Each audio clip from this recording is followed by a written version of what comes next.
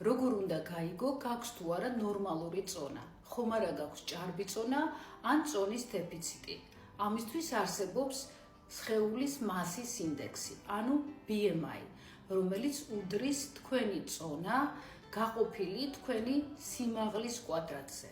ჩემს მაგალითზე გამოგითვლით, მე ვარ 1.72 m, 1.72 რომ გავამრავლოთ 1.72-ზე, იქნება 2,958, ანუ აქედან ვიღებთ 2,95 სამ ციფრს.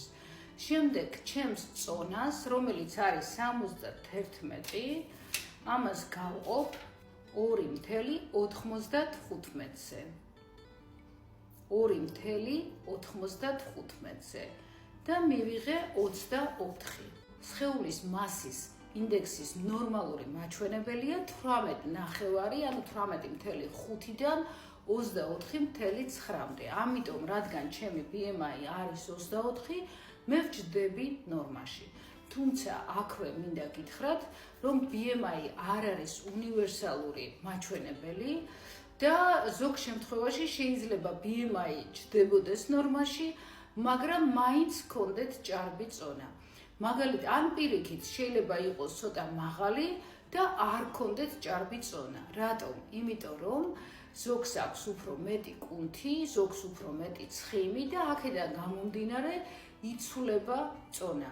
მაგალითად, მამაკაცებს უფრო მეტი კუნთი აქვთ, კუნთი უფრო მძიმეა, ამიტომ მამაკაცები უფრო მძიმე არიან და ან მაგალითად თუ ბევრს ვარჯიშობ, ყოველდღე 3-5 კილომეტრს დარბიხარ და ასე შემდეგ, ამ შემთხვევაში გაქვს მეტი კუნთი და შეიძლება შენი BMI, სხეულის მასის ინდექსი იყოს ცოტათი უფრო მაღალი და ამ შემთხვევაში ეს იქნება ნორმალური. და იგივე ადამიანი იმავე წონით, რომელიც არ ვარჯიშობს, არ აქვს კუნთოვანი ქსოვილი განვითარებული, პირიქით ის იყოს საკმაოდ ჭარბწონიანი. ამიტომ, როცა ჩემთან მოდის პაციენტი, BMI-ს ყოველთვის ვითვლით, მაგრამ ამავე დროს ვითვალისწინებთ ადამიანის ასაკს, ცხოვრების წესს და ჯანმრთელობის მდგომარეობას. მაგალითად, მე 20 წლის ასაკში ვიწონიდი 61 კილოს და ვიყავი ასევე 1.71-72, როგორც ახლა. მაგრამ მაშინ მე ვიყავი ნორმალური წონა და მაშინ რომ ყოფილიყავი 71 კილო, გამოვიდოდა რომ ვიქნებოდი ჭარბწონიანი.